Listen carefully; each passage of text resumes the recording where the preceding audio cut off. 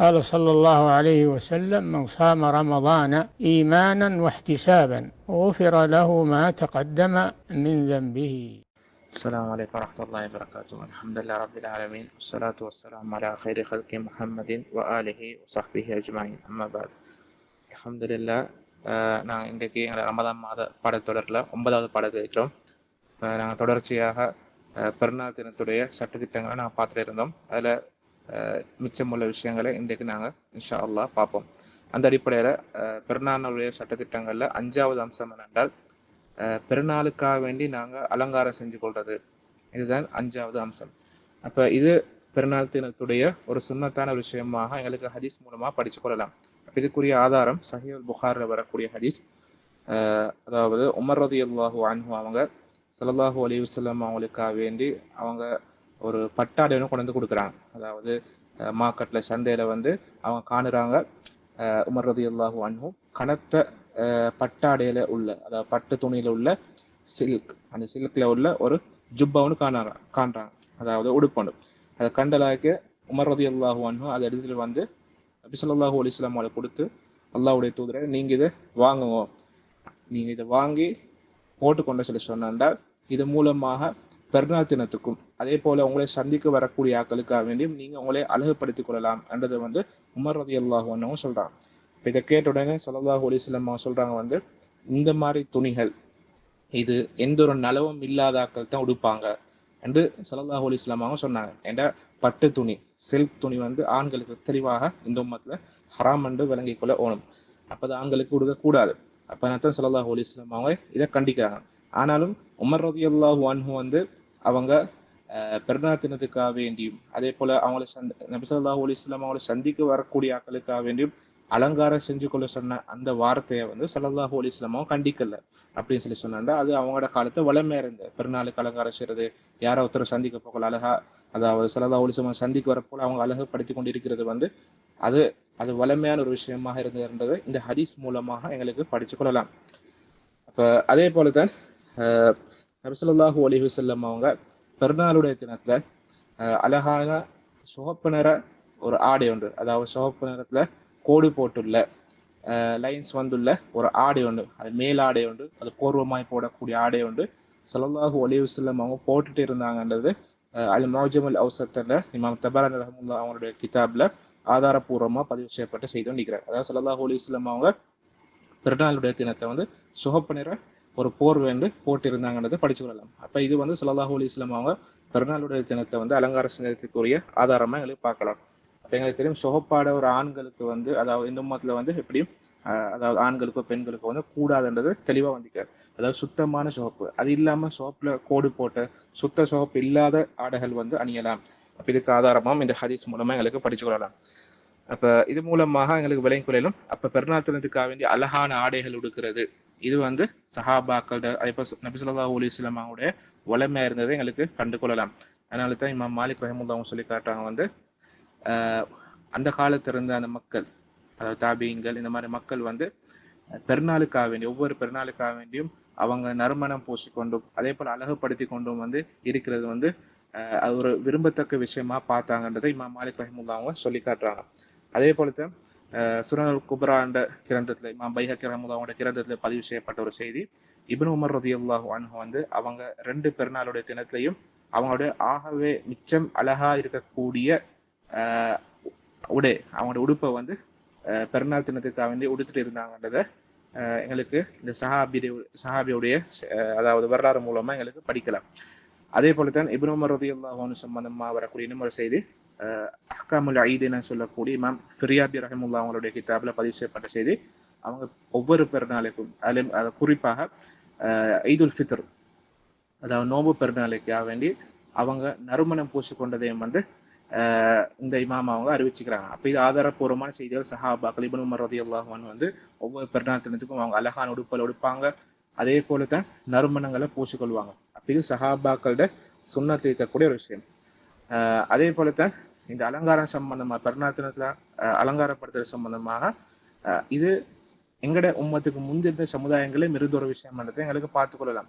அதனால தான் சூரா தாஹால 19வது ஆயத்தில் வந்து அதாவது மூசா அலைஹிஸ்ஸலாம் அவங்களோட ஒரு வார்த்தை வந்து அல்லாஹ் தஆலா எங்களை சொல்லி காட்டுறாங்க. மூசா அலைஹிஸ்ஸலாம் அவங்களுக்கும் ஃபிரௌனுக்கும் நடந்த ஒரு வாக்குவாதத்துல வச்சு ஃபிரௌன் மூசா அலைஹிஸ்ஸலாம் அவங்களுக்கு வந்து சவால் விடுறாங்க. அதாவது அவன் சூனியக்காரர்கள் வந்து மூசா அலைஹிஸ்ஸலாம் அவங்களுடைய எல்லா மோஜிசாத்துல எல்லா அற்புதங்களையும் வந்து மீறி போகக்கூடியது. அதனால அதுக்கு ஒரு சவாலை விடுறான் ஃபிரௌன். அப்ப அந்த நேரத்தில் வச்சு ஃபிரௌன் மூசா அலைஹிஸ்ஸலாம் அவங்களுக்கே ஒரு டைம் ஒன்று செலக்ட் பண்ணிக்கொள்ளத்துக்கு அதாவது ஒரு டைம் ஒன்றை வந்து ஒதுக்குறதுக்காக வேண்டி ஒரு ஒரு வாய்ப்புன்னு கொடுக்குறாங்க. அப்போ அந்த நேரத்தில் வச்சு மூசா அலைஹிஸ்ஸலாம் அவங்களே ஒரு டைம் ஒன்று சொல்றாங்க. அந்த டைம் தான் அல்லாஹ் தஆலா குர்ஆன்ல சொல்லி காட்டுற மௌஇதுக்கும் யௌமுஸ் ஸீனா. அப்போ எங்களோட டைம் அந்த மௌஇத் அந்த டைம் எப்பன்னு கேட்டேன்னா எங்களோட நேரம் வந்து இந்த ஷவாலுக்குரிய நேரம் வந்து அது யௌமுஸ் ஸீனா, அலங்காரம் செஞ்சு கொள்ளக்கூடிய நாள். அப்போ இந்த அலங்காரம் செஞ்சு கொள்ளக்கூடிய நாள் என்னன்றதை வந்து தஃப்சீர்கள்ல இப்னு கஸீர் ரஹ்மத்துல்லாஹி போல உலமாக்கள் என்ன சொல்லி காட்டுறேன்னு கேட்டாங்க, இந்த அலங்காரம் செஞ்சு கொள்ளக்கூடிய நாள் தான் அந்த சமுதாயத்தை இருந்த பெருநாள் தினம்ன்றது வந்து அவங்க ஒழுங்குபடுத்துறாங்க. அப்ப என்ன பெருநாள் தினத்தை எல்லாரும் ஒன்று கூடுவாங்க, எல்லாரும் அலங்காரம் செஞ்சு கொள்வாங்க. அப்ப அந்த மாதிரி எல்லாரும் ஒன்று சேரக்கூடிய நேரத்தை வச்சுதான் அல்லாஹு தஆலா மூசா அலைஹிஸ்ஸலாம் மூலமா அல்லாஹ்வுடைய அற்புதங்களை வந்து நிறுவி அதே சூனியக்காரருடைய பொய்யை வந்து அழிச்ச ஒரு நாளாக இந்த பெருநாள் தினத்தை அல்லாஹு தஆலா ஆக்கி வச்சுக்கிறத வந்து எங்களுக்கு இந்த குர்ஆன் ஆயத் மூலமா விளங்கிக். அதே போலதான் இந்த குர்ஆன் ஆயத்தில் இருக்கக்கூடிய மேலோட்டமான வார்த்தைகளை வச்சு பார்ப்போம் எனக்கு விளங்குற பெருநாள் தினத்துக்கு இந்த இடத்துல அல்லாஹ் தஆலா பயன்படுத்திக்கக்கூடிய வார்த்தை யௌமுஸ் ஸீனா, அலங்காரம் செஞ்சு கொள்ளக்கூடிய நாள். அப்ப நாங்கள் பெருநாள் தினத்தை 7 மாதம் மட்டுக்கும் நாங்கள் அலங்காரம் செஞ்சு கொள்றது வந்து அது சுன்னத்தான ஒரு விஷயம் எடுத்து விளங்கிக்கொள்ளும். ஆனாலும் எல்லா விதமான அலங்காரங்களும் ஒரு ஆணாக இருந்தாலும் சரி பெண்ணாக இருந்தாலும் சரி மார்க்கத்துடைய வரம்பை மீறி போகக்கூடாதுன்றதை நாங்கள் விளங்கிக் கொள்ளணும். அடுத்தது 6வது அம்சம் என்ன கேட்டால், நாங்கள் தொழுவிக்கக்கூடிய இடத்துக்கு பெருநாளுக்கு போகல ஒரு பாதையால போகணும், போகல அதே நேரம் திரும்பி வர போக்கல வந்து இன்னமொரு பாதையால திரும்பணும் என்றதையும் விளங்கிக் கொள்ளணும். அப்ப இதுவும் சுன்னாலில் இருக்கக்கூடிய ஒரு விஷயம். அப்ப இதுக்கு ஆதாரம் சஹீஹுல் புகாரில வரக்கூடிய ஹதீஸ், ஸல்லல்லாஹு அலைஹி வஸல்லம் அவங்க பெருநாளுடைய தினத்தை வந்து அவங்க பாதையை மாத்தி போவாங்க என்றது வந்து ஜாபிர் பின் அப்துல்லா ரலியல்லாஹு அன்ஹுமா அவங்க சொல்லி காட்டுறாங்க. அப்ப இது மூலமாக நாங்க விளங்குறோம் என்ன, ஸல்லல்லாஹு அலைஹி வஸல்லம் அவங்க பாதையை மாத்தி பேத்திக்கிறாங்க. போகல ஒரு ரோட்லையும் திரும்ப வரப்போகல இன்னொரு ரோட்லையும் வந்து அவங்க திரும்பி வந்திருக்கிறாங்க. அப்ப இதுக்குரிய காரணங்களாக நுணுக்கங்களாக வந்து உலமாக்கள் வழங்கப்படுத்திருக்காங்க ஒரு விளக்கங்கள். இப்ப இமாம் இப்னு கையம் ரஹ்மத்துல்லாஹ் வந்து அவங்களோட ஜாதுல் மஆத் என்ற கிதாப்ல இதுக்கு ஒவ்வொரு விதமான விளக்கங்களை சொல்லி காட்டுறாங்க. அதாவது ஏன் இப்படி மாத்தி வந்தாங்கன்னு சொல்றது. சில உலமாக்கள் சொல்றாங்க வந்து அதாவது 2 பாதையில மிகக்கூடிய மக்களுக்கு சலாம் சொல்றதுக்காக 2 பாதையில வந்தேன்னு சொல்லி சொல்றாங்க. இன்னும் சில உலமாக்கள் ஸல்லல்லாஹு அலைஹி வஸல்லமோட பரக்கத் வந்து 2 பாதையில் இருக்கக்கூடியவங்களுக்கும் கிடைக்கணும்ன்றதுக்காக வேண்டியும் என்று சொல்றாங்க. இன்னும் சில உலமாக்கள் அடுத்த 2 பாதையில் இருக்கக்கூடிய மக்களுடைய தேவைகளை நிறைவேற்றத்துக்காக தான் 2 பாதையில வந்தான்னு சொல்றாங்க. அப்ப எப்படி பார்த்திருந்தாலும் ஒவ்வொரு காரணங்கள் சொன்னாலும் இது சுன்னால் இருக்கக்கூடிய ஒரு விஷயம் என்றதை நாங்க விளங்கிக்கணும். அப்ப இது பின்பற்றதுக்கு தகுந்த ஒரு விஷயம் என்றதை வந்து இமாம் அன்-நவவி ரஹ்மத்துல்லாஹ் வந்து அவங்களுடைய ரௌதத்து தாலிபீன் சொல்லக்கூடிய கிரந்தத்துல பதிவு செஞ்சுக்கிறாங்க. அப்ப நாங்க என்ன காரணத்துக்காக ஸல்லல்லாஹு அலைஹி வஸல்லம் அவங்க செஞ்சிருந்தாலும் அதை நாங்க ஸல்லல்லாஹு அலைஹி வஸல்லம் செஞ்சது பின்பற்றது அது சுன்னால் இருக்கக்கூடிய ஒரு விஷயம் வந்து விளங்கிக்கணும். அப்ப இதைத்தான் 4 மதுஹபுடைய உலமாக்களுடைய கருத்தாகவும் இருக்கிறதை பார்த்துக்கொள்ளலாம். அதே போலத்தான் இந்த தொழுவிக்கக்கூடிய இடத்துக்கு போகல இந்த தொழுவிக்கக்கூடிய இடத்துல அது எப்படியாப்பட்ட இடம் எடுத்து நாங்க விளங்கிக்கொள்ளணும். இப்ப ஸல்லல்லாஹு அலைஹி வஸல்லமோட காலத்துல அவங்க மஸ்ஜித்ல வந்து அவங்க தொழல. சரி, அவங்க மஸ்ஜித் நபவி இருக்க போகல மதீனால அந்த பள்ளி வந்து ஏனைய பள்ளிகளை பார்க்க மிச்சம் சிறப்புக்குரிய ஒரு பள்ளி.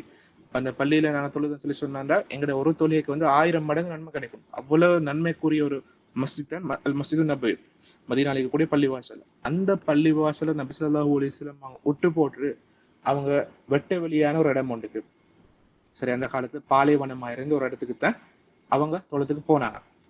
அப்ப அந்த இடத்துக்கு போயிட்டு தான் சஹாபாக்களோட ஸல்லல்லாஹு அலைஹி வஸல்லம் தொழுவிச்சாங்க.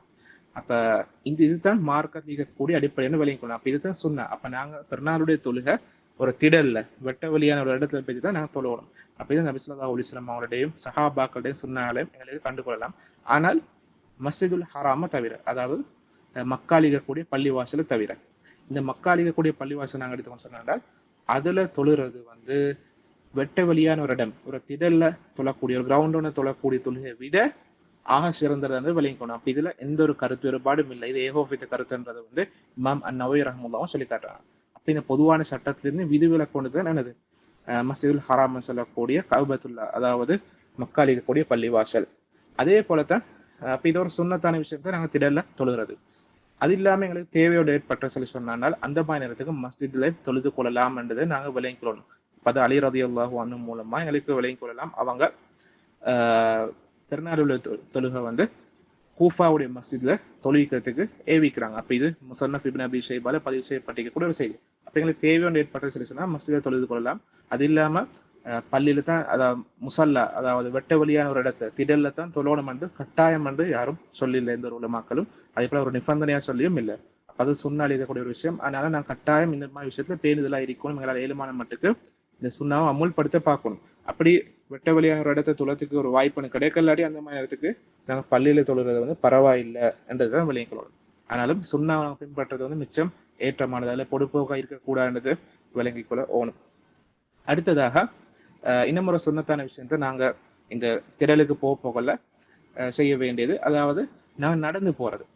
இந்த நடந்து போறது வந்து இதுவும் சஹாபாக்களுடைய சுன்னால் இருக்கக்கூடிய ஒரு விஷயம். அப்ப இவனு அதாவது உமர் ரலியல்லாஹு அன்ஹு இப்படி நடந்து போனதாக முஸன்னஃப் இப்னு அபி ஷைபா என்ற கிரந்தத்துல வந்து பதிவு செய்யப்பட்டிருக்கிறேன். அப்ப இதுதான் 4 மதுஹபுடைய உலமாக்களுடைய கருத்தா மிகிற பிறநாடு தொழிலுக்கு நடந்து போறது சுன்னத். அதே போலதான் நாங்கள் இப்படி திடலுக்கு போகக்கூடிய நேரம், திடலுக்கு போகக்கூடிய நேரத்தை எடுத்துக்கொண்டு சொன்னால் சஹாபாக்கள் எந்த அளவுக்கு சொன்னா மிச்சம் நேர காலத்தோடய வந்து திடலுக்கு போவாங்க. எந்த அளவுக்கு சொன்னால் இப்னு உமர் ரலியல்லாஹு அன்ஹு வந்து ஃபஜ்ருடைய தொழுகைக்கு பிறகே வந்து அவங்க பெருநாளுடைய திடலுக்காக பெருநாள் தொழுகைக்குரிய அந்த திடலுக்காக வேண்டி போனாங்கன்றத வந்து முஸன்னஃப் இப்னு அபி ஷைபா கிரந்தத்துல பதிவு செய்யப்பட்டிருக்கிறது. அப்ப நேர்மான மட்டும் நேர காலத்தோட தொழக்கூடிய இடத்துக்கு போகணும். அப்ப இது சுன்னத்தான ஒரு விஷயம் பண்ணதை நாங்கள் விளைவிக்கிறோம். அப்படித்தான் இமாம் அஷ்ஷாஃபிஈ, இமாம் மாலிக், இமாம் அஹ்மத் ரஹிமஹுல்லாஹ் இவங்களுடைய கருத்தாக இருக்கிறார். சரி, ஏழுமான மட்டும் நான் நேர காலத்தோட போகணும். ஏன்னா பெருநாளுடைய தொழில் நான் இன்ஷா அல்லாஹ் படிப்போம். அது மிச்சம் நேர காலத்தோட தொழுவிக்கிறது அது ஏற்றமானன்றதை விளங்கிக் கொள்ள ஓணும். அதே போலதான் 7வது அம்சம் என்னென்றால் நாங்கள் அதாவது நபி ஸல்லல்லாஹு அலைஹி வஸல்லம் அவங்க பெருநாளுடைய தொழுகைக்காக வேண்டி வெளியிறங்கி போறதுக்கு ஏவிக்கிறாங்க. அப்படித்தான் 7வது சட்டமாக வந்து எங்களுக்கு படிச்சு கொள்ளலாம். அப்ப இதுல இருக்கக்கூடிய ஆதாரம் என்னென்றால் உம்மு அத்தியா ரலியல்லாஹு அன்ஹா அவங்க அறிவிக்கிறாங்க, ஸல்லல்லாஹு அலைஹி வஸல்லம் அவங்க எங்களுக்கு அவங்க முக்கியமான ஒரு சஹாபி பெண்மணி அவங்க சொல்றாங்க வந்து அல்லாஹ்வுடைய தூதர் எங்களுக்கு நோன்பு பெருநாளுடைய நாளையும் அதே போலதான் ஹஜ்ஜு பெருநாளுடைய நாளையும் எல்லா விதமான பெண்களையும் வெளியாக்குறதுக்கு எங்களுக்கு ஏவிக்கிறாங்க. அப்ப எல்லா விதமான பெண்கள் சொல்லி சொன்னால் அது பருவம் அடைந்த பெண்கள், அதே போல மாதவிடாய் ஏற்பட்டுள்ள பெண்கள், அதே போலதான் ஊட்டல மறைஞ்சிக்கக்கூடிய பெண்கள், எல்லா விதமான பெண்களையும் பெருநாள் தொழுகைக்காக வேண்டி வெளியாக்குறதுக்கு எங்களுக்கு ஏவிக்கிறாங்கன்றத உம்மு அத்தியா ரலியல்லாஹு அன்ஹா வந்து சொல்லி காட்டுறாங்க. அப்ப அதே நேரம் அந்த ஹதீஸ்ல தொடராவார அதாவது மாதவிடாய் ஏற்பட்டுள்ள பெண்கள் வந்து தொழக்கூடிய இடத்துல அவங்க இருப்பாங்க, ஆனா தொழுகை தவிர்த்து கூட இருப்பாங்க. வேற சில ரிவாயத்துல அவங்க மக்களுக்கு பின்னால சஃபலுக்கு பின்னால வந்து அவங்க இருப்பாங்க. அவங்க வந்து அதே நேரம் இந்த நலவை சரி மக்களுடைய இந்த நலவு ஒன்று கூடல் சரி இதெல்லாம் அவங்க அடைஞ்சு கொள்ளுவாங்க, இதை பார்த்து கொள்ளுவாங்க. அதே நேரம் முஸ்லிம்கள் கேட்கக்கூடிய துவாயும் வந்து அதுலேயும் அவங்க கலந்து கொள்வாங்கன்றத சஹீஹ் புகாரில் வரக்கூடிய இந்த செய்தி மூலமா படிச்சு கொள்ளலாம். பின்னர் சில ரிவாயத்தில் அறிவிப்பில் எப்படி வரன்னு கேட்டேன்னா அந்த பெண்கள் கூட மாதவிடாய் ஏற்பட்ட பெண்கள் கூட அடுத்த மக்கள் தக்பீர் சொல்ல போல அவங்களும் தக்பீர் சொல்லுவாங்க, அடுத்த மக்கள் துவா கேட்க போல அவங்களும் துவா கேட்பாங்க. அப்ப அவங்களும் அந்த நாளுடைய பரக்கத்து அந்த நாளுடைய அந்த பரிசுத்தத்தை வந்து விரும்பக்கூடியவங்களாக எதிர்பார்க்கக்கூடியவங்களாக இருந்தாங்கன்றத இந்த சஹாபாக்களுடைய செய்தி மூலமா எங்களுக்கு விளங்கிக்கலாம். அப்ப ஸல்லல்லாஹு அலைஹி வஸல்லமோட காலத்துல சஹாபாக்கள் அதாவது அவங்களுடைய பெண்மணிகள் வந்து எல்லாருமே வந்து தொழுகைக்கு வெளியாகக்கூடியவங்களா இருந்தாங்க. எல்லாரும் அந்த நாள் இருக்கக்கூடிய பரக்கத்தை நலவை வந்து அடைஞ்சு கொள்ளத்துக்காக அந்த துவாவை அடைஞ்சு கொள்ளத்துக்காக முயற்சி செஞ்சுக்கிறது நாங்கள் விளங்கிக்கிறோம். இப்போ ஸல்லல்லாஹு அலைஹி வஸல்லம் அவங்களால மிச்சம் ஆர்வம் ஊட்டப்பட்ட ஒன்று தான் எல்லா விதமான ஆட்களும் ஆண் பெண் எல்லாருமே வந்து இந்த தொழுகைக்காக வெளியாகணும் என்றதை இந்த ஹதீஸ் மூலமா எங்களுக்கு படிச்சு கொள்ளலாம். அதே நேரம் இதோட சம்பந்தப்படக்கூடிய இன்னொரு சட்டம் என்ன, இந்த பெருநாள் தொழுகையுடைய சட்டம், அதாவது இந்த பெருநாள் தொழுகை வந்து கட்டாயமான ஒரு தொழுகையா என்ற அப்படி இல்லாட்டி சுன்னத்தான தொழுகை என்று சொல்லக்கூடிய இந்த சட்டம். அப்ப இந்த கருத்தை எடுத்துக்கொண்டு சொல்லி சொன்னாண்டால் அதாவது இந்த மார்க்க விவகாரம் எடுத்துக்கொண்டு சொல்லி சொன்னாண்டால் இதுல சில உலமாக்கள் இது ஃபர்து ஐன் அதாவது ஒவ்வொருவர் மீதும் கடமை என்றது வந்து சொல்லி காட்டிக்கிறாங்க.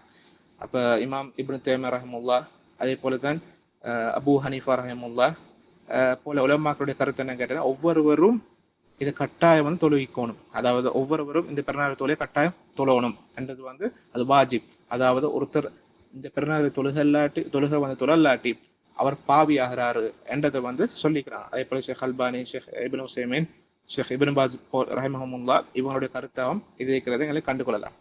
அதே நேரம் ஆரம்ப காலத்து இந்த ஃபுகஹாக்கள், ஃபிக்ஹ் அறிஞர்கள் வந்து நிறைய பேர் இந்த தொழுகை ஃபர்து கிஃபாயா என்ற கருத்தை வந்து சொல்லி காட்டுகிறான். அதாவது இது வந்து எல்லாருமே செய்ய வேண்டிய ஒரு கடமை இல்லை, ஃபர்து ஐன் இல்லை. சில கூட்டம் செஞ்சு சொன்னாங்க, அதாவது சில கூட்டத்துக்கு செய்யறது கட்டாயம்.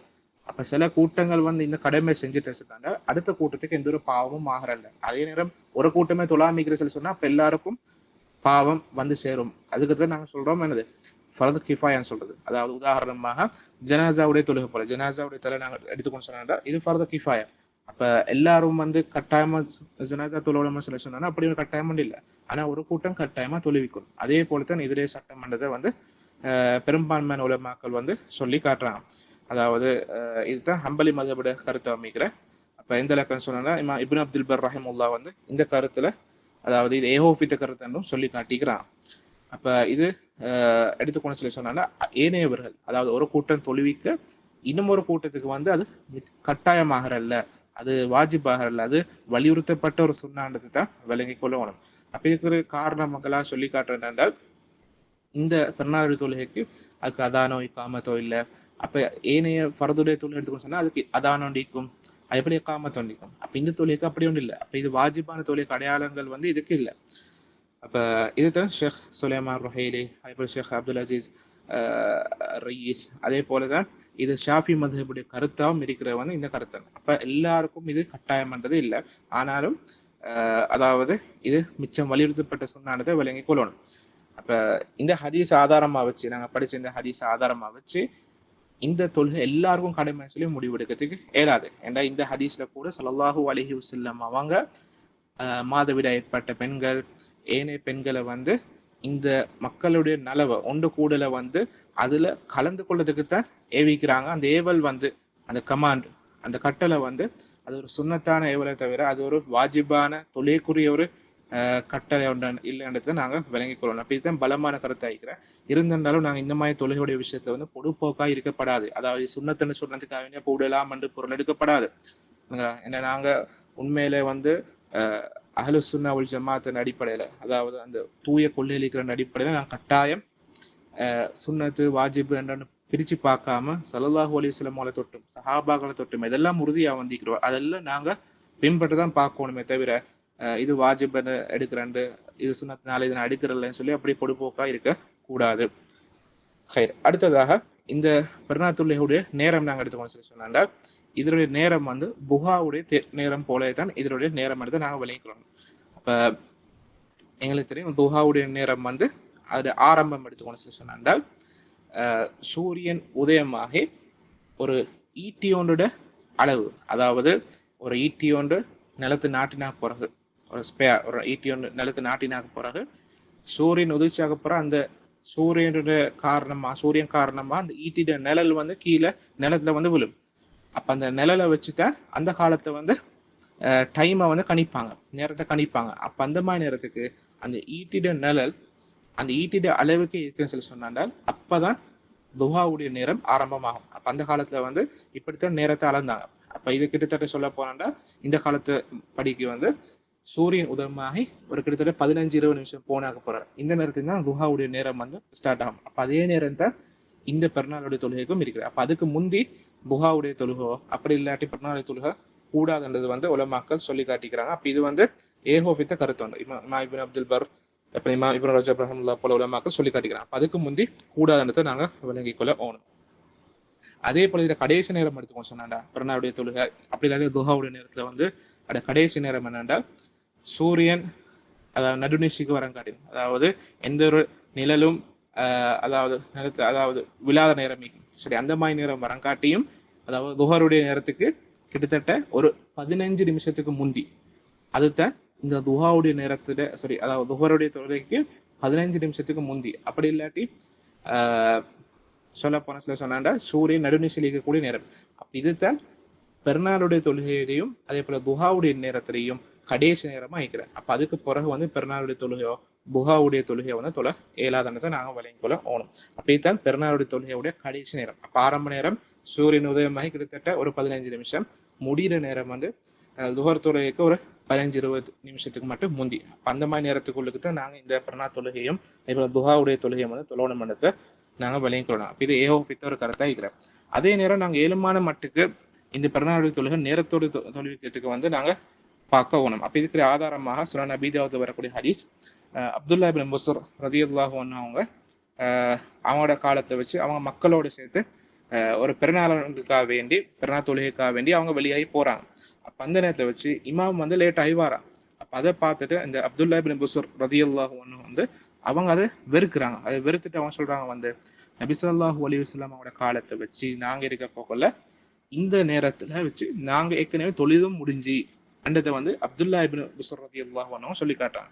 அப்ப நாங்க ஏழுமான மட்டுக்கு நேர காலத்தோட வந்து இந்த பெருநாள் தொழுகை வந்து தொழுவிக்கிறது பார்க்கணும். அப்படி சொன்னதான ஒரு விஷயம். நபி ஸல்லல்லாஹு அலைஹி வஸல்லம் அவங்க ஏழுமான மட்டுக்கு நேரத்தோட தான் தொழுவிச்சுக்கிறேன். அப்ப அதுதான் துஹாவுடைய நேரம் என்றதை அப்துல்லா இப்னு புஸ்ர் ரலியல்லாஹு அன்ஹு அவங்க சொல்லி காட்டுறாங்க. இப்போ துஹாவுடைய நேரம் தொடங்குற நேரத்திலேயே வந்து நாங்க பெருநாளுடைய தொழுகை வந்து தொழுவிக்க பார்க்கணும். அடுத்ததாக 9வது விஷயம் என்னென்றால் பெருநாள் சம்பந்தப்படக்கூடிய சட்டத்திட்டங்கள்ல எங்களுக்கு பெருநாளுடைய தினத்துல வச்சு அந்த புற கண்டதாக செய்தி, அதாவது நோன்பு பெருநாள்ல அதாவது புற கண்டதா என்ற செய்தி வந்து எங்களுக்கு பகல் நேரத்தை கடைசிக்கு தான் எங்களுக்கு கிடைச்சேன்னு சொன்னா நியூஸ் கிடைச்சேன்னு சொன்னால் அந்த மாதிரி நேரத்துக்கு நாங்க என்ன செய்யறோம் என்ற சட்டம் தான் இது. அப்ப அந்த மாதிரி நேரத்துக்கு நாங்க பெருநாள் தொழுகைக்காக வேண்டி அடுத்த நாள் வெளியாகி போகணும்ன்றதை விளங்கிக்கணும். அப்ப இதுக்கு ஆதாரம் என்னென்றால் சுனன் அபீ தாவூத் வரக்கூடிய ஹதீஸ், ஸல்லல்லாஹு அலைஹி வஸல்லம் அவங்க கிட்ட ஒரு அதாவது பிரயாண கூட்டம் ஒன்று வராங்க. அப்ப சில ரிவாயத்துல வர இந்த பிரயாண கூட்டம் வந்து பகலுடைய கடைசி பகுதியில வந்ததாக முஸ்னத் அஹ்மத்ல வந்து பதிவு செய்யப்பட்டிருக்கிறார். அப்ப அந்த மாதிரி நேரத்தை வச்சு சஹாபாக்களும் நபி ஸல்லல்லாஹு அலைஹி வஸல்லம் அவங்க எந்த நேரத்துக்கு சொல்லி சொன்னாங்க, அதாவது ஷவ்வால் மாசத்துக்கு அவங்க புறப்பாக்குறாங்க. அதாவது 29ஆம் தேதி ரமதானுடைய நாள், அப்பதான் அவங்க புறப்பாக்குற நாள். அப்ப இவங்க புறக்காண்டல்ல, நபி ஸல்லல்லாஹு அலைஹி வஸல்லம் புறக்காண்டல்ல. அப்ப 30 வந்து அவங்க பூர்த்தி செய்யறாங்க. இப்ப 30 பிடிச்சிட்டு இருக்கிற நேரத்தை வச்சு பாலுடைய கடைசி நேரத்துல ஒரு பிரயாண கூட்டம் ஒன்று வராங்க. வந்து நபி ஸல்லல்லாஹு அலைஹி வஸல்லம் அவங்கள்ட்ட சொல்றாங்க வந்து நாங்க நேத்து நாளே நாங்க புற கண்டுட்டோம் என்று சொல்றாங்க. அதாவது நபி ஸல்லல்லாஹு அலைஹி வஸல்லம் காணாத குறைய இந்த பிரயாண கூட்டம் வந்து 29 நாள்ல புறப்பாத்த நேரம் கண்டிக்கிறாங்க.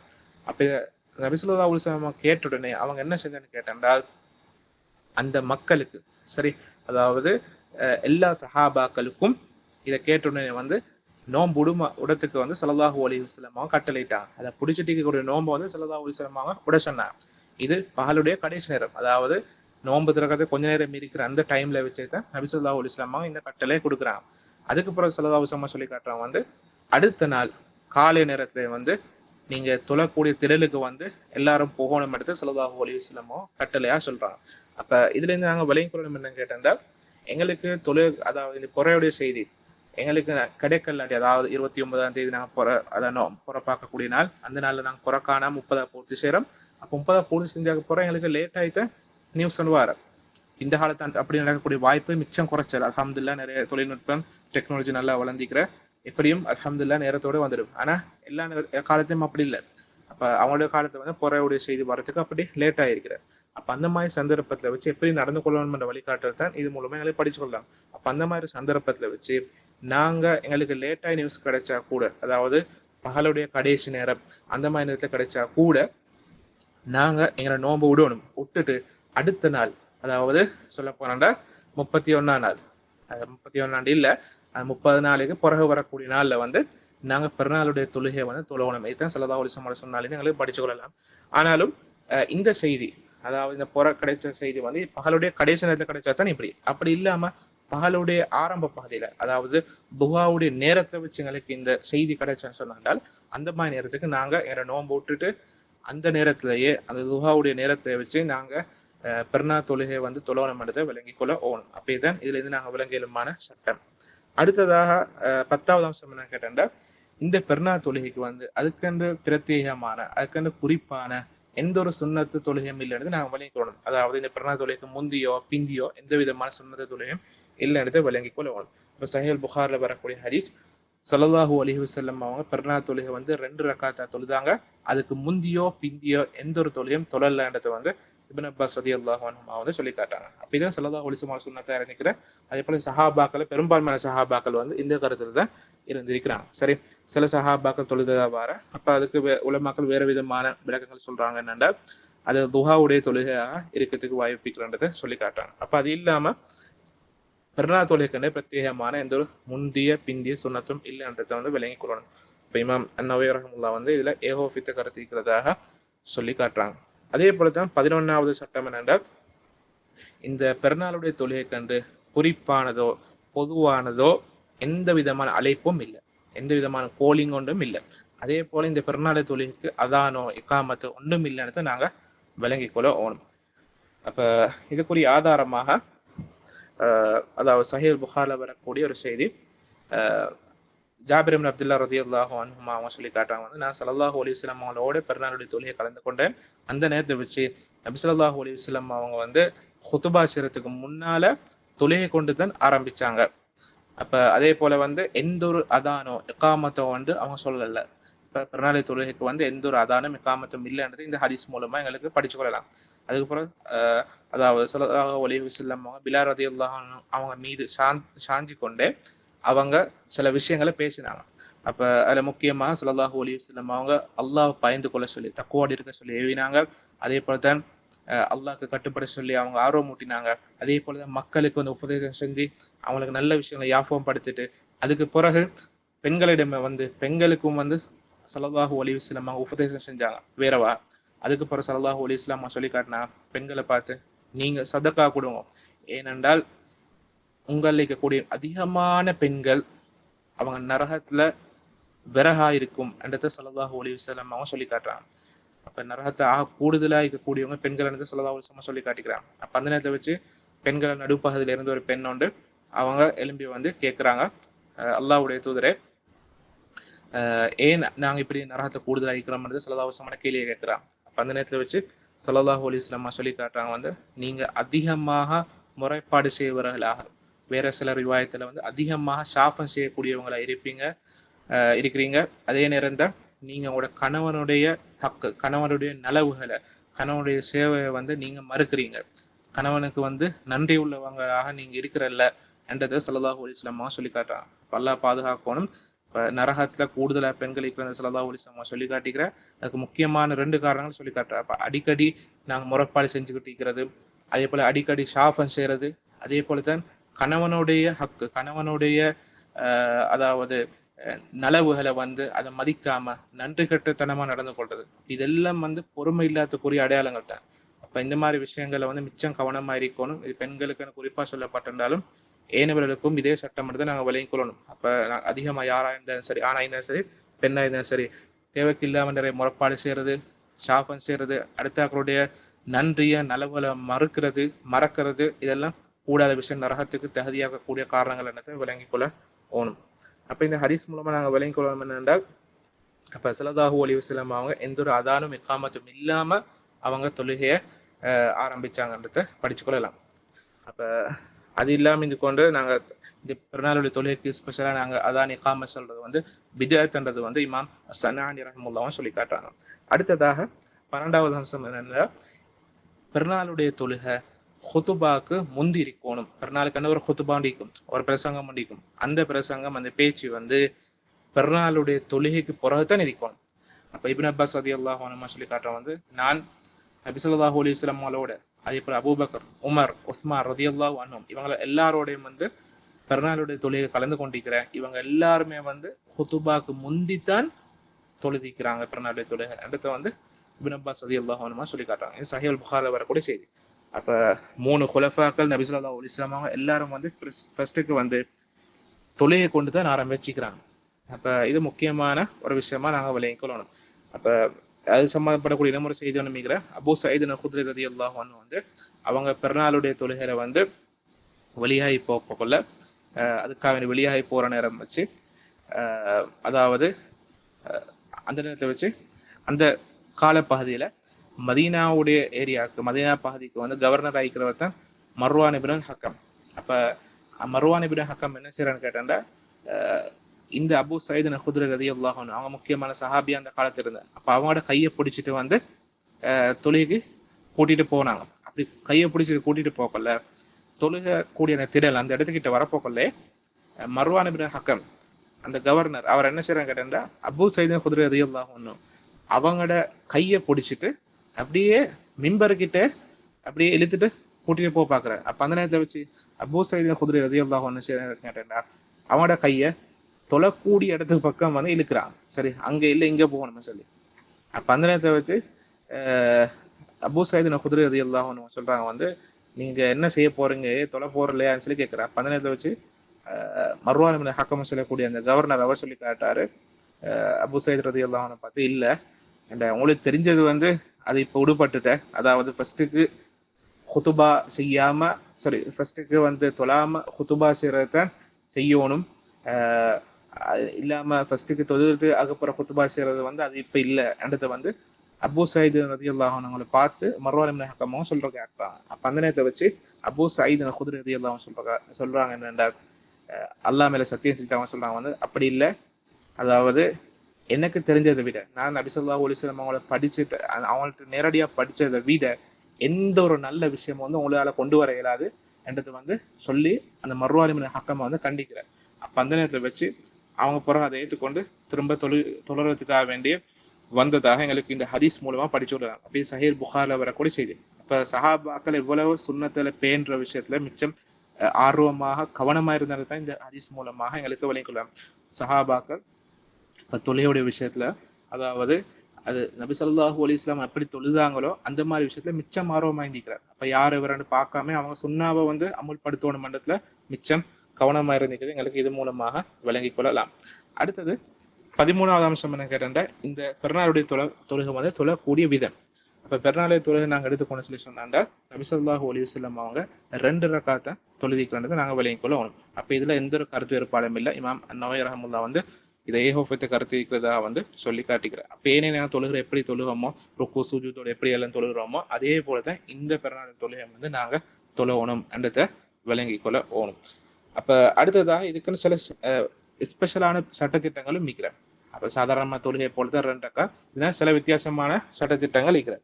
அப்ப அதுல முக்கியமா வரக்கூடிய விஷயம் தானே என்றால் இந்த தொழுகையில வந்து நாங்கள் கூடுதலா சில தக்பீர்களை வந்து சொல்லுவோம். அதாவது சாதாரணமா நாங்க வளமையா சொல்லக்கூடிய தக்பீரை தாண்டி பெருநாள் தொழுகையில வந்து கூடுதலா தக்பீரால் சொல்லலாம். இப்ப இந்த தக்பீருடைய எண்ணிக்கை நாங்க எடுத்துக்கொண்டு சொல்லி சொன்னால் இதுல கருத்து வேறுபாடான உலமாக்கள் மத்தியில் இருக்கிறார்.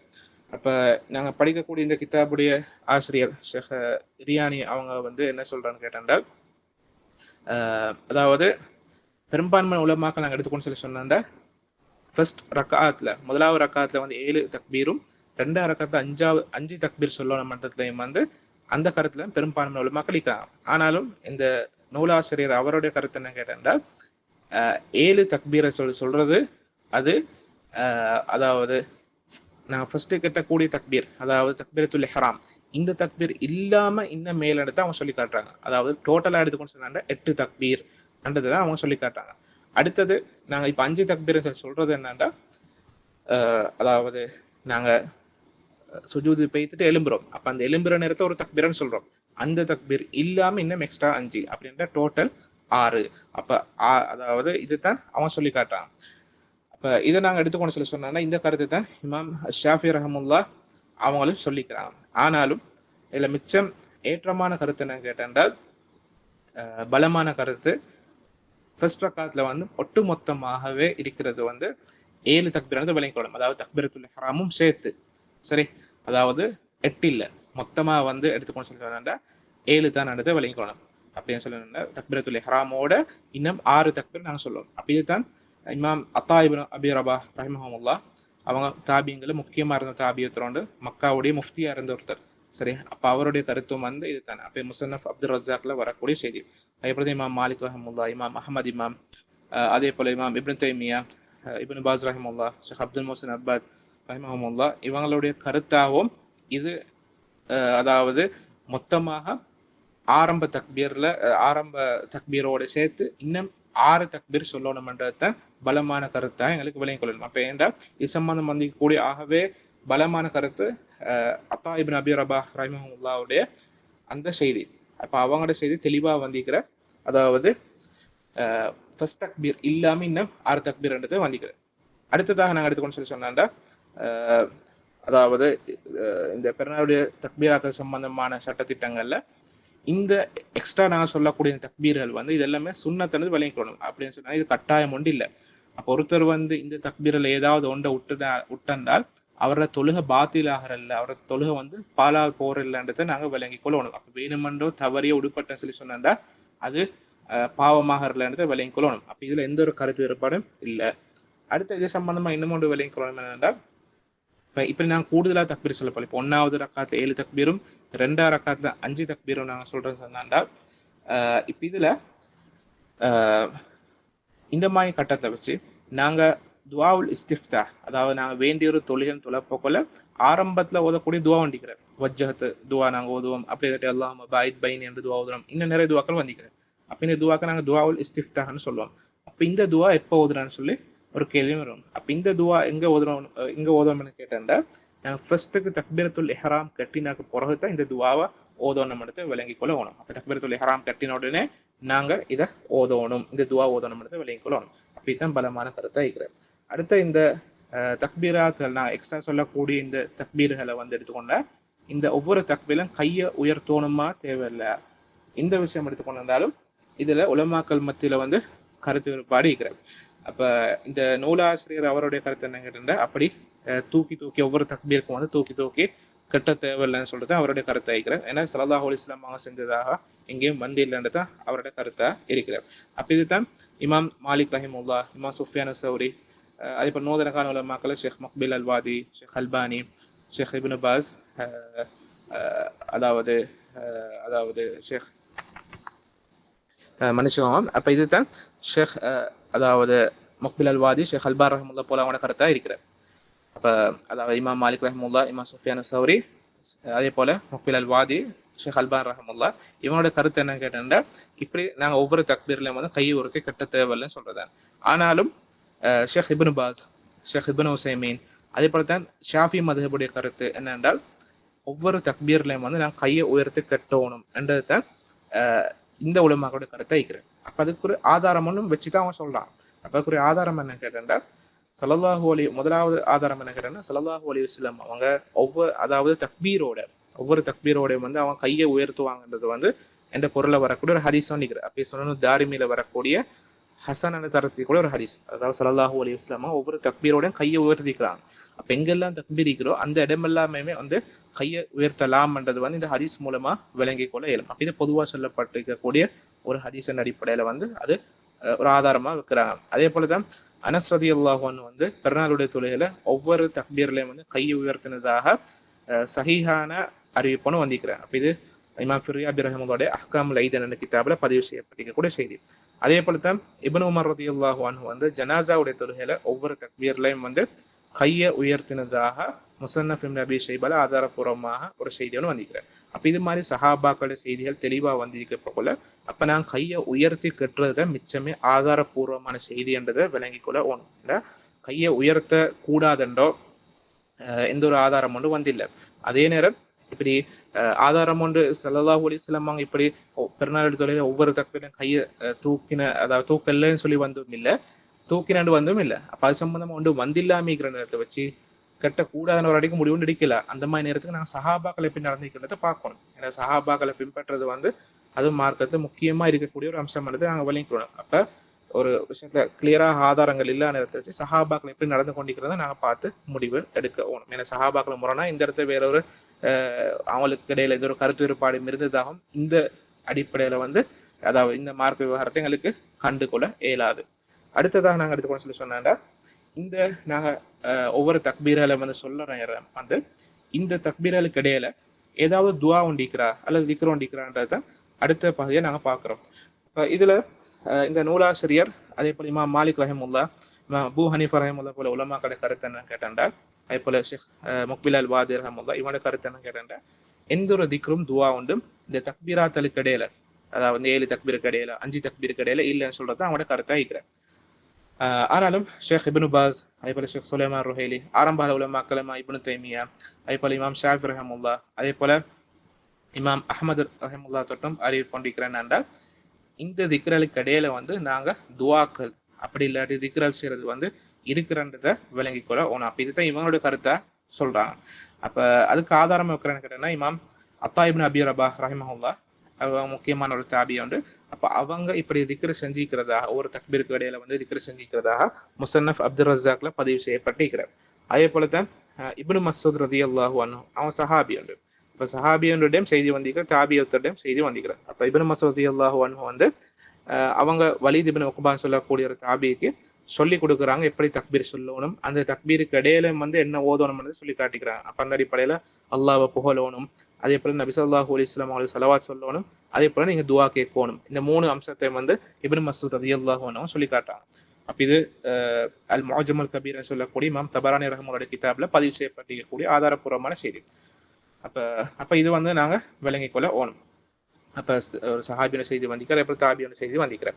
அப்ப இது எப்படி இந்த துவா செய்யணும்ன்றதை வந்து இமாம் அஹமது இமாம் வந்து சொல்லி காட்டிக்கிறாங்க. அப்ப அதுக்குரிய அந்த வடிவமாக சுப்ஹானல்லாஹ் வல்ஹம்துலில்லாஹ் வலா இலாஹ இல்லல்லாஹ் அல்லாஹு அக்பர் அல்லாஹும்ம ஸல்லி அலா முஹம்மதின் அல்லாஹும்ம ஸல்லி அலா முஹம்மதின் நபியில் உம்மி வ அலா ஆலி முஹம்மத் வக்ஃபிர் லனா வர்ஹம்னா என்று இமாம் அஹமது இமாம் இப்படித்தான் அதை சொல்லணும்ன்றதை தபக்காத்துல் ஹனாபிலா என்ற கிரந்தத்துல வந்து பதிவு செய்யப்பட்டிருக்கிறார். அதாவது இமாம் அஹமது சொன்னதா பதிவு செய்யப்பட்டிருக்கிறார்.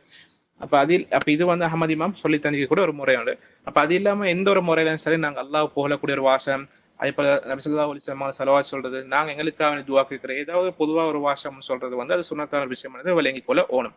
அப்ப ஏன்னா அது இப்னு மஸ்ஊத் ரலியல்லாஹு அன்ஹு வந்து சொல்லி தந்திக்கிற அதே அந்த இப்னு மஸ்ஊத் ரலியல்லாஹு அன்ஹு அவங்க சொல்லி தந்த விஷயத்தை ஹுதைஃபா ரலியல்லாஹு அன்ஹு, அபூ மூஸா அல்-அஷ்அரி ரலியல்லாஹு அன்ஹு போல சஹாபாக்களும் ஏற்றுக்கொண்டிருக்கிறாங்க. அப்ப இது ஆதாரப்பூர்வமான செய்தி, சஹாபாக்கள் தொட்டும் வந்து வந்திக்கக்கூடிய தெளிவான ஒரு செய்தி. அப்ப அப்படி வந்திக்க போல சஹாபாக்கள் வந்து ஸல்லல்லாஹு அலைஹி வஸல்லம் முரணா எப்ப நடந்து கொண்டிருக்க மாட்டாங்க. ரெண்டாவது ஆதாரம் ஒன்று இல்லைன்றதுக்காக வேண்டி நாங்க இல்லைன்னு சொல்லி முடிவெடுக்க கூடாது. அதே போலதான் இந்த சஹாபிய செயலுக்கோ அல்லது அந்த அத்தா ரஹிமஹுல்லா அவங்களுடைய அந்த அந்த தாபி அவருடைய செயலுக்கோ முரணாக எந்தொன்றும் இருந்ததாக பதிவு செய்யப்பட்டில்லை. அப்ப அந்த மாதிரி நேரத்துக்கு வந்து இந்த மாதிரி கருத்து எடுக்கிறத மிச்சம் ஏற்றமாய்க்கிறது நாங்க விளங்கிக் கொள்ள ஓணும். அடுத்ததாக இன்னமொரு மசாலா சம்பந்தப்பட்டதுனால ஒருத்தருக்கு இந்த எக்ஸ்ட்ரா சொல்லக்கூடிய இந்த தக்பீராத்துகள் சரி, அதாவது இந்த 6 தக்பீர் அப்படி இல்லாட்டி 5 தக்பீர்ல ஏதாவது ஒன்று மிஸ் ஆயிட்டேன்னு சொல்லி சொன்னேன். தொழுகைக்கு வரப்போ லேட் ஆகி வந்துட்டு அப்ப அந்த மாதிரி நேரத்தை மிஸ் ஆயிட்டேன்னு சொல்லி சொன்னா அந்த மாதிரி நேரத்துக்கு அவர் திரும்ப வந்து அதை சொல்ல வேண்டிய அவசியமும் இல்லை. உதாரணமா இமாம் வந்து இப்ப தக்பீரத்துல் இஹ்ராம் கட்டி இப்ப கிட்டத்தட்ட ஒரு 3 தக்பீர் சொல்லிட்டேன்னு சொல்லி சொன்னாங்க. அந்த மாதிரி நேரத்துக்கு ஒரு மாமூன் வந்து தொழுகையில வந்து கலந்து கொள்றேன்னு சொல்லி சொன்னாங்க. அவருக்கு மிஸ் ஆயின அந்த 2 தக்பீரை வந்து திரும்ப, அதாவது 3 தக்பீரை வந்து திரும்ப அவர் சொல்லணும் என்று அவசியம் ஒன்று இல்லை, அப்படி கட்டாயம் ஒன்று இல்லை. சரி, அப்ப அதே நேரம் அவருக்கு வந்து ஒரு ரக்காத்தொண்டே மிஸ் ஆற சொல்லி சொன்னாங்க, ஒருத்தருக்கும் ஒரு ரக்காத்தே ஃபுல்லா மிஸ் ஆற சொல்லி சொன்னாங்க. அந்த மாதிரி நேரத்துக்கு அவர் முழுசாக அந்த ரக்காத்துக்கு கூடிய தக்பீராத்துல வந்து அவரை மிஸ் ஆகின ரக்காத்துக்கு கூடிய தக்பீராத் எல்லாத்தையும் வந்து சொல்லணும்ன்றதை விளங்கிக் கொள்ள போகணும். அப்ப இது ஷேக் இப்னு உஸைமீன் ரஹ்மத்துல்லாஹுடைய ஃபத்வாவாக இருக்கிறது.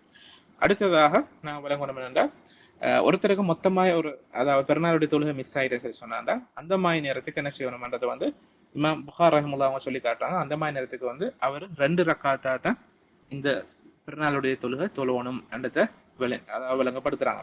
அப்படித்தான் இமாம் அத்தா இப்னு அபி ரபாஹ் ரஹிமஹுல்லாஹ், அதே போல இமாம் அஷ்ஷாஃபி ரஹ்மத்துல்லாஹ் அவங்களுடைய கருத்தாம் இருக்கிறது நாங்கள் விளங்கிக் கொள்ள இயலும். அப்ப அந்த மாதிரி நேரத்துக்கு இன்னும் ஒரு ஜமாத்தா தொழுகிறது வந்து அது வந்து கதையேற்றமானது. அப்படி தனிய தொழுகை சொன்னா அதுவும் தொழுந்து கொள்ளலாம் என்றதை நாங்கள் விளங்கிக் கொள்ள ஓணும். அடுத்ததாக இந்த பெருநாளுடைய தொழுகையில நாங்கள் ஓதக்கூடிய சூறாக்கள், அதுதான் 14வது அம்சம் ஆகிக்கிற. அப்ப அதுக்குரிய ஆதாரம் என்னன்னு கேட்டா சஹீஹ் முஸ்லிம்ல வரக்கூடிய ஹதீஸ், ஸல்லல்லாஹு அலைஹி வஸல்லம் அவங்க 2 பெருநாளுடைய தினத்திலையும் அதே போல ஜும்மாவுடைய தினத்திலையும் வந்து சப்பீஸ்ம ரப்பிக்கல் ஆலா, சூரத்துல் ஆலா வந்து ஓதக்கூடியவங்களாகவும், அதே போல தான் ஹல் அத்தாக ஹதீஸுல் காஷியா என்ற சூறா வந்து ஓதக்கூடியவங்களாகவும் இருந்தெடுத்து இந்த ஹதீஸ் மூலமா படிச்சு கொள்ளலாம். அப்ப ஸல்லல்லாஹு அலைஹி வஸல்லம் அவங்க சப்பீஸ்ம ரப்பிக்கல் ஆலா, அதே போல ஹல் அத்தாக ஹதீஸுல் காஷியா என்ற 2 சூறாவையும் ஓதிக்கிறாங்க. அதே போல தான் சஹீஹ் முஸ்லிம்ல வரக்கூடிய இன்னொரு ஹதீஸ், ஸல்லல்லாஹு அலைஹி வஸல்லம் அவங்க பெருநாளுடைய தினத்துல சூரத்து காஃப் வல் குர்ஆனில் மஜீத்னு வரக்கூடிய அந்த சூறாவும், அதே போல தான் சூரத்துல் கமர் இக்தரபத்திஸ் ஸாஅத்து வன்ஷக்கல் கமர்னு சொல்லக்கூடிய சூறாவையும் ஓதினதாகவும் சஹீஹ் முஸ்லிம்ல ஆதாரப்பூர்வமான செய்தி வந்திருக்கிறேன். அப்ப எப்படியோ இந்த 2 முறையும் வந்து ஸல்லல்லாஹு அலைஹி வஸல்லம் தொட்டு அறிவிக்கப்பட்டிருக்கிறேன். அப்ப இந்த மாதிரி நேரத்துக்கு வந்து ஒரு இமாம் வந்து அந்த சூழ்நிலை கவனிச்சு வந்து அவர் ஓதுறதுக்கு முயற்சி செய்யணும். அப்ப இந்த மாதிரி வலிமையா ஓதப்படாத அதாவது மக்களால் கணக்கெடுக்கப்படாத இந்த சுண்ணாக்களை வந்து ஹயாத்தாக்குற விஷயத்துல மிச்சம் நாங்கள் ஆர்வம் ஆயிக்கணும். அதே நேரம் இந்த மாதிரி விஷயத்துல வந்து மக்களுடைய நிலைமையில வந்து கவனிக்கணும். பொதுவாக வந்து பழக்கம் இல்லாமல் இருப்பாங்க நிறைய மக்களுக்கு இந்த மாதிரி நிறைய சுண்ணாக்கள். அந்த மாதிரி நேரத்துக்கு நாங்கள் இந்த மாதிரி சுண்ணாக்களை வந்து கட்டாயம் அவங்களே சொல்லி கொடுக்கணும். எனக்கு தெரியாம இருக்கப்போ கூட அந்த மாதிரி நேரத்துக்கு சொல்லி கொடுத்துட்டு நான் செய்யறத மிச்சம் பொருத்தமானது. அப்படி இல்லாட்டி சுண்ணாக்களை வந்து மக்கள் அறியாம தெரியாம மறுக்கிறதுக்குரிய வாய்ப்புகள், அதை கேவலப்படுத்தக்கூடிய வாய்ப்புகள் நிறைய இருக்குது. அதனால இந்த மாதிரி விஷயங்களை கட்டாயம் அமல்படுத்துறதுக்கு முந்தி சொல்லி கொடுக்கறத மிச்சம் ஏற்றமான விஷயம் என்னது ஷேக் இப்னு உசைமீன் ரஹ்மத்துல்லாஹ் வந்து விளங்கப்படுத்துறாங்க. அப்ப நிலைமையில பார்த்து இந்த 2 முறையில எது பொருத்தமானது பார்த்து நாங்க முடிவெடுக்கணும். அப்ப இதோட எங்களோட பாடத்தை முடிச்சுக்கலாம். சுப்ஹானக்கல்லாஹு வபிஹம்திக அஷ்ஹது அல்லா இலாஹா இல்லா அன்த அஸ்தக்ஃபிருக வ அத்தூபு இலைக்.